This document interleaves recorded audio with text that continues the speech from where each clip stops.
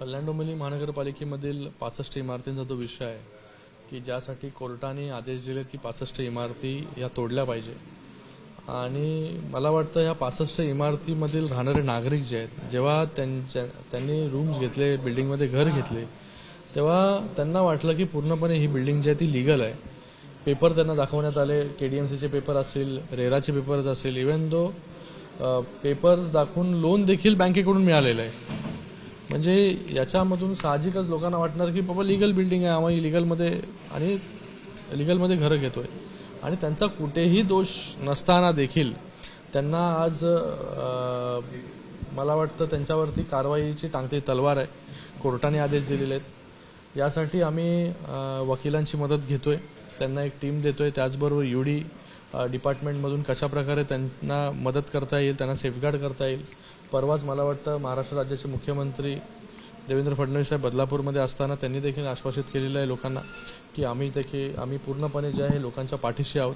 माननीय उपमुख्यमंत्री एकनाथजी शिंदे साहेब आहेत, त्यांनी देखील सांगितलं की याच्यामध्ये कुठली पॉलिसी करून ह्यांना सेफगार्ड करता येईल का. तर माझं एवढं सांगणं आहे की बाबा पूर्णपणे या लोकांच्या पाठीशी आम्ही लोक आहोत. शासन देखील या लोकांच्या पाठीशी आहे. याच्यामध्ये जर कारवाई कोणावरती करायची असेल तर ती कारवाई जी आहे ती बिल्डर ज्यांनी फसवणूक केली अशा लोकांवरती जी आहे ती कारवाई झाली पाहिजे. तर आमची बाजू जी आहे या लोकांची बाजू कोर्टामध्ये पुन्हा कशाप्रकारे मांडता येईल आणि कशाप्रकारे यांना दिलासा देता येईल, रिलीफ देता येईल, याच्यासाठी आमचे प्रयत्न जे आहे ते पूर्णपणे सुरू आहेत. बिल्डरवर कारवाई करण्यासाठी काही तपास यंत्रणांना आदेश आपल्याकडून बघा, ह्याच्यावरती आता शासनाच्या माध्यमाने मला वाटतं याच्यामध्ये कमिटी करून काहीतरी ठोस तोडगा हा कशा प्रकारे निघेल याच्यावरती पहिलं तर आता प्रायोरिटी हे आहे की बाबा या लोकांना बेघर होता कामा नये. या लोकांवरची जी टांगती तलवार आहे ती कशी हटेल. या लोकांना कशा प्रकारे ज्यांनी समजून घेतलं की बाबा मी लीगल घरामध्ये चाललोय, कोणी लोन घेतलं, कोणी मंगळसूत्र विकून घेतलं, कोणी दुसऱ्याकडून पैसे उसने घेऊन घेतलं, जमिनी विकल्या लोकांनी. तर मला वाटतं याच्यामध्ये लोकांना दोष जो आहे तो कुठेच नाही आहे, लोकांचा दोष कुठेच नाही आहे. तर अशा लोकांच्या मागे जे आहे पूर्णपणे आम्ही लोक उभे आहोत. आज हे सगळे लोक मला भेटण्यासाठी आलेले आहेत. मी शिंदे साहेबांशी देखील या विषयामध्ये बोललेलो आहे. याच्या अगोदर देखील असे प्रसंग कल्याण डोंबिवलीमध्ये आले होते जिथे लोकांना आम्ही मदत केली, लोकांना सहकार्य केलं. कल्याण डोंबिवली महानगरपालिकेचा टॅक्सचा विषय असेल, 500 कोटीपेक्षा जास्त टॅक्स हा माफ केला आपण 27 गावांचा. 27 त्याचबरोबर क्लस्टरसारखी योजना ही देखील त्यासाठीच आणली की धोकादायक इमारती ज्या आहेत आणि त्याचबरोबर इलिगल इमारती ज्या आहेत यांना कसं प्रोटेक्शन देता येईल, त्याचं कसं रिडेव्हलपमेंट करता येईल, त्याच्यासाठी आपण क्लस्टर पॉलिसी आणली. नवीन UDCPR आणला. उल्हासनगरसाठी एका शहरासाठी जनरल UDCPR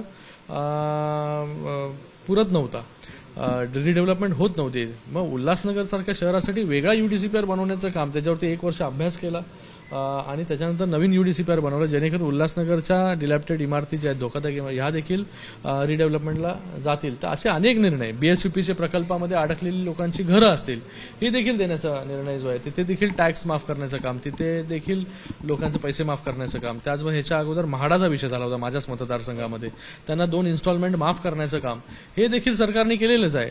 तर सरकार सर्वोपरी लोकांच्या पाठीशी आहे. मी एवढं सगळ्या गोष्टी सांगण्याचा तात्पर्य एवढंच आहे की याच्या अगोदर देखील असेच प्रसंग आलेले आहेत. या प्रसंगामधून आम्ही वाट काढलेली आहे. या प्रसंगामधून देखील कशाप्रकारे वाट काढता येईल याची पूर्णपणे प्रयत्न आणि पूर्णपणे ताकदीनिशी ह्यांच्या पाठीशी उभं राहण्याचं काम शासन आणि आम्ही लोकप्रतिनिधी म्हणून करणार आहोत. मला वाटतं याच्यामध्ये कोणीही राजकारण करू नये. लोकांच्या घरांचा विषय आहे. लोक जे आहे घराचं स्वप्न पाहत असतात. अनेक वर्ष लोक घराचं स्वप्न पाहतात की आपल्याला घर एका दिवशी म्हणजे आपल्या आयुष्यामध्ये कधीतरी आपलं स्वतःचं घर जे आहे ते झालं पाहिजे. मला सगळ्यांना विनंती आहे की कोणीही याच्यामध्ये राजकारण करू नये. पूर्णपणे सरकार जे आहे हे लोकांच्या पाठीशी आहे. आम्ही लोकप्रतिनिधी लोकांच्या पाठीशी आहोत. याच्यामध्ये सगळ्यांनी मिळून एकत्र काम करण्याची गरज आहे जेणेकरून या सगळ्या लोकांना जो आहे तो आपण न्याय देऊ शकतो. दुसरी एक महत्त्वाची गोष्ट म्हणजे आज दिवसभरातली सर्वात मोठी बातमी म्हणजे एकनाथ शिंदे साहेबांना धमकीचे ईमेल्स आलेले आहेत. पोलिसांकडे गाडीने उडवण्याची धमकी देण्यात आलेली आहे. ही काही पहिल्यांदा धमकी आलेली नाही, याआधी देखील अशा धमक्या एकनाथ शिंदे साहेबांना आलेल्या आहेत. मला वाटतं याच्यावरती एन्क्वायरी जी आहे ही शासनाच्या मार्फत, सरकारच्या मार्फत, गृह विभागाच्या मार्फत जी आहे ती सुरू आहे आणि याच्या मागे कोण आहे ते लवकरात लवकर कळेल. दुसरी गोष्ट, दिल्लीत आज शपथविधी पार पडलेला आहे व त्यांचं सरकार स्थापन झालेलं आहे.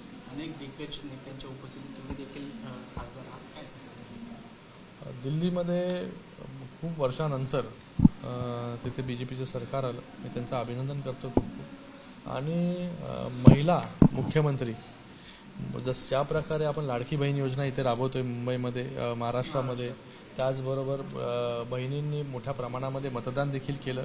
आणि आज दिल्लीचे धुरा जी आहे तीही का महिलेच्या हाती देण्याचं काम माननीय मोदीजींनी केलेलं आहे. मला वाटतं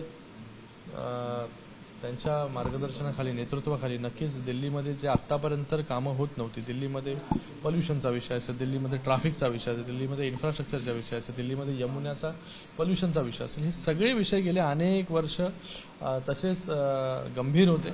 हे विषय सोडवण्याचं काम नक्कीच नवीन सरकार करेल आणि नवीन सरकारला खूप खूप शुभेच्छा देखील देतो. असं म्हटलं जातं दिल्लीतलं सरकार बसल्यानंतर आता महाराष्ट्रातलं तुमचं जे ऑपरेशन टायगर आहे ते आता अधिक जलद गतीने सुरू होईल.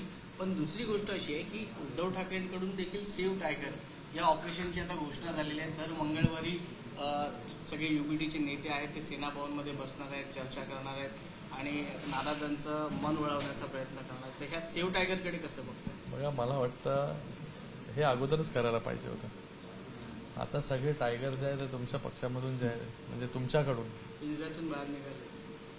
त्यांनी प्रयत्न केला होता, पण मला वाटतं सगळे लोक जे आहेत आज माननीय मुख्यमंत्री एकनाथजी शिंदे साहेबांच्या नेतृत्वाखाली काम करत आहेत, त्यांना जोडले जात आहेत, रोज नवीन नवीन पक्षप्रवेश होत आहेत. कारण की लोकांना विश्वास आहे की 2.5 वर्ष अगोदरचं सरकार हे 2.5 वर्ष नंतरचं सरकार कशा प्रकारे कामं या सरकारमध्ये झाली आणि कशा प्रकारे प्रत्येक घटकाला न्याय देण्याचं काम जेव्हा शिंदेसाहेब मुख्यमंत्री होते तेव्हा केलं. आणि ज्या प्रकारे शिंदेसाहेब काम करतात त्याच्यावरती विश्वास दाखवून लोक रोज येत आहेत. लोकांना विचारणार तरी कोण पाहिजे, कार्यकर्त्याला विचारलं तरी पाहिजे, बाबा तुझं दुःख काय आहे, तुला काय हवंय, तुला काय नाही. लोकप्रतिनिधी असेल त्याला वेळ दिला पाहिजे. वेळच कधी दिला नाही आणि आता सगळे गेल्यानंतर वेळ देऊन जे आहे हे मला वाटतं त्याच्यामध्ये काय फरक पडणार नाही. येणाऱ्या काळामध्ये अजून आपल्याला पक्षप्रवेश जे आहेत, अजून दिग्गज लोक जे आहेत हे शिवसेनेमध्ये प्रवेश करतील, येतील, हे आपल्याला पाहायला मिळेल. ऑपरेशन टायगरची काय डेडलाईन? डेडलाईन कशाला, हे सुरूच आहे ना प्रक्रिया. 2.5 वर्षापासून प्रक्रिया सुरूच आहे. काल संजय राऊतांनी एक वक्तव्य केलं होतं की एकनाथ शिंदे साहेब 2019लाच मुख्यमंत्री झाले असे, परंतु शरद पवारांनी मात्र ज्युनियर असल्यामुळे त्यांच्या नावाला विरोध केला. आता ज्याला मुख्यमंत्री व्हायचं होतं ते मुख्यमंत्री 2019ला झालेले आहेत. आता त्याच्यावरती भाष्य करून मला वाटतं काय उपयोग नाही. आणि ते जे बोलतात त्याला मला वाटतं ते काय प्रश्न विचारतात त्याला आमच्याकडे येऊन त्याचं उत्तर मला वाटतं तुम्ही मागितलं नाही पाहिजे. रोज काय ना काहीतरी उलट सुलट, त्याला काय तथ्य नाही, अशा गोष्टी ज्या आहेत ते बोलत असतात. मला वाटतं त्याच्यावरती प्रत्येक वेळेस ते काय बोलतील आणि त्याच्यावरती आम्ही उत्तर देणार, त्याला बांधील आम्ही नाही आहेत. उद्धव ठाकरे आपला पक्ष वाचवण्यासाठी, पक्ष वाढवण्यासाठी महाराष्ट्र दौऱ्यावर निघत आहेत. कोकण दौरा सर्वात महत्वाचा असताना त्यांना खूप खूप शुभेच्छा देतो.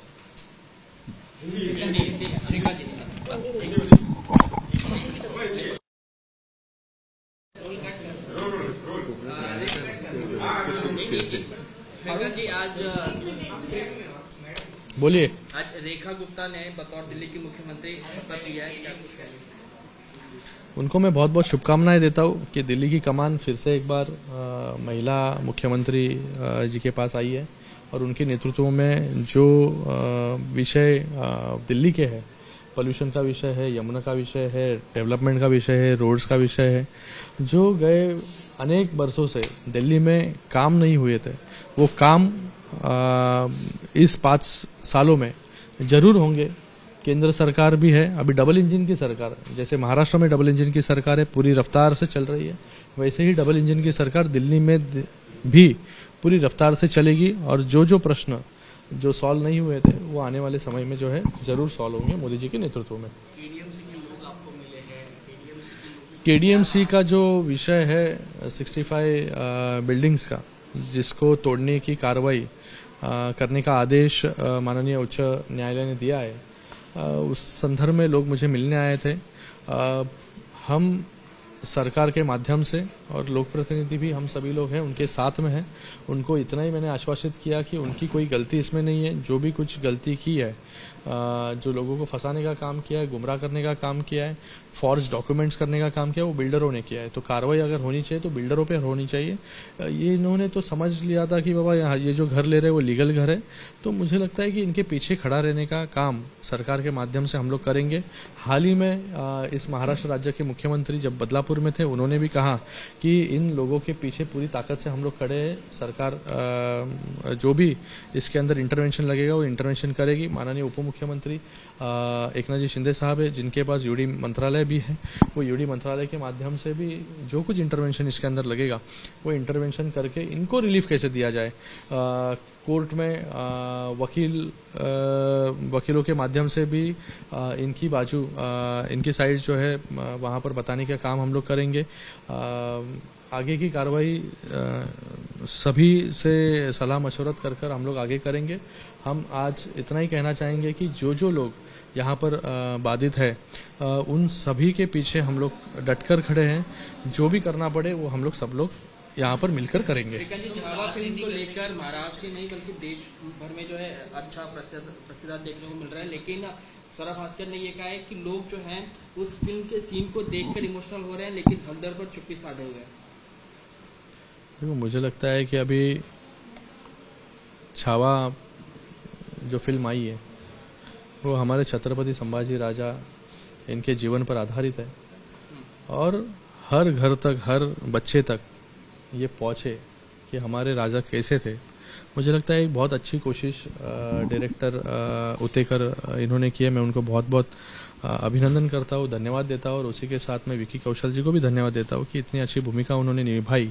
और मैं सभी से अपील करूँगा कि हर एक व्यक्ति ने ये मूवी, ये फिल्म जो है देखना बहुत ज़रूरी है कि जिस प्रकार से इन्होंने स्वराज्य के लिए त्याग किया, स्वराज्य के लिए लड़ाई लड़ी, हर आने वाली पीढ़ी को ये पता होना चाहिए कि महाराष्ट्र जो है, छत्रपति शिवाजी महाराज हो, छत्रपति संभाजी महाराज हो, इन्होंने किस प्रकार से स्वराज्य के लिए हम अपनी पूरी ताकत लगा दी।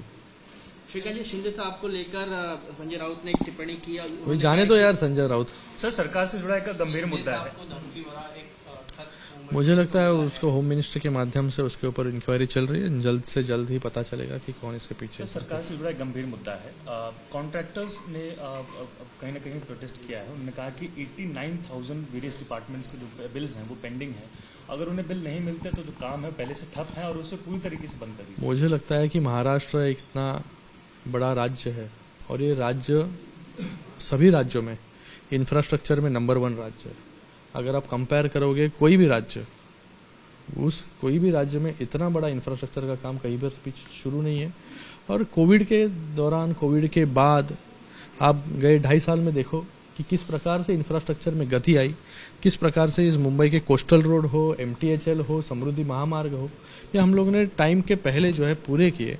तो आने वाले समय में भी कुछ ऊपर नीचे होगा, लेकिन जरूर उसके ऊपर उससे मार्ग निकालने का काम सरकार के माध्यम से होगा। दिल्ली में सरकार आने के बाद महाराष्ट्र में ऑपरेशन टाइगर और तेजी से होने जा रहा है। ऑपरेशन टाइगर तेजी से ही शुरू है, लेकिन दूसरी तरफ सेव टाइगर जो उद्धव ठाकरे सामने, मतलब इधर सामने क्या उधर सामने। उद्धव ठाकरे के नेताओं ने भी एक नया मिशन शुरू किया है, सेव टाइगर। क्या आपको लगता है कि ये save tiger mission operation tiger को रोक पाएगा? देखो, मुझे लगता है कि अभी बहुत देर हो चुकी है।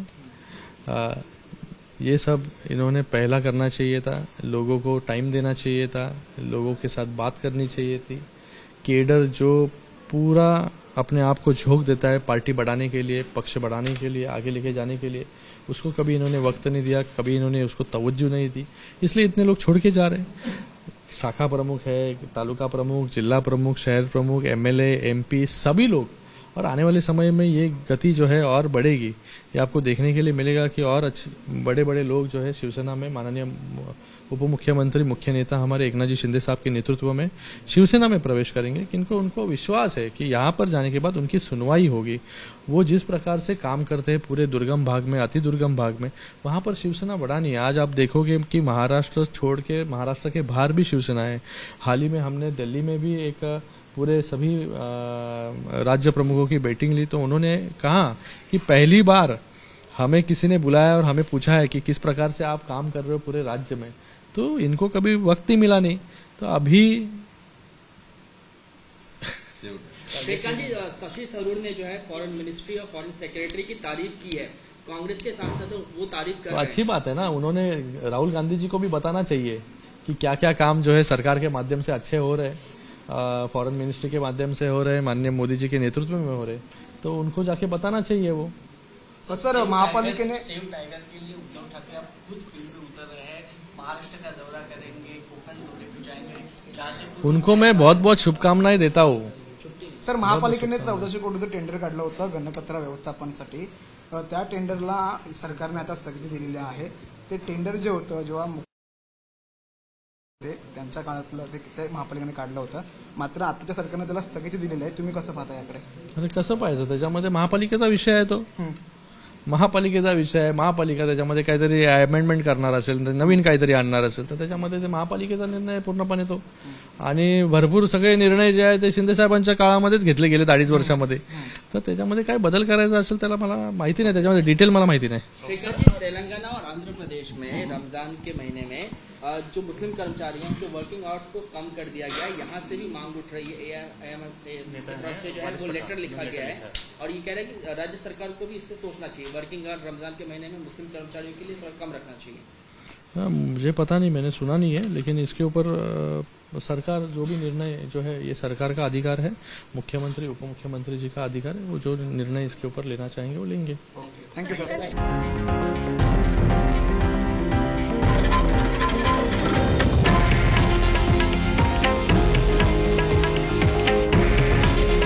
हे आहे देशातील नंबर 1 न्यूज नेटवर्क आणि आपण पाहत आहात TV9 मराठी। काळजी तुमची, हित महाराष्ट्राचं।